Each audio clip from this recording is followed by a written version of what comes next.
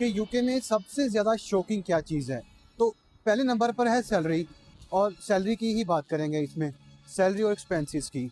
तो हम जब यहाँ यूके आते हैं तो दो चीज़ें हमारे माइंड में होती हैं, एक सैलरी और सेकंड होता है आईएलआर। आईएलआर तो रहा नहीं, वो तो गई भैंस पानी में, क्यों 10 साल में चला गया है, सबको पता है, ठीक है। पीछे रह गए सैलरी। सैलरी बढ़ती है साल के, तो उसके साथ साथ एक्सपेंसेस भी बढ़ते हैं। एक्सपेंसेस ज़्यादा बढ़ते हैं, सैलरी कम बढ़ती है। फॉर एग्जांपल आपका 100 पाउंड बढ़ा है, तो 100 पाउंड के बाद जो एक्सपेंस है, आपका घर का रेंट है वही 50 पाउंड बढ़ गया, आपका काउंसिल टैक्स है 30 पाउंड वो बढ़ गया, उसके बाद इलेक्ट्रिसिटी है और गैस के एक्सपेंसेस हैं, तो वो 100 से ऊपर चले गए, यानी कि टोटल एक्सपेंस आपका अगर 30 पाउंड भी वो बढ़ गया है तो ये 110 हो जाते हैं। इसके बाद ट्रैवलिंग, बस एक्सपेंसेस, ग्रोसरी, फूड और हर चीज़ बढ़ती है। सैलरी बढ़ने का फ़ायदा नहीं, नुकसान ही है, क्योंकि सबसे बड़ी बात, जब सैलरी बढ़ती है तो टैक्स अलग से बढ़ता है, एनआई अलग से देनी पड़ती है, तो वो बढ़ जाती है।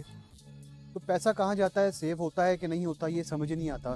सैलरी आती है और मंथ के एंड पे हम सोचते हैं कि यार सैलरी आई है और सैलरी बढ़ी भी है, मगर लास्ट मंथ से हम ज़्यादा माइनस में चले गए हैं, ये समझ नहीं आता।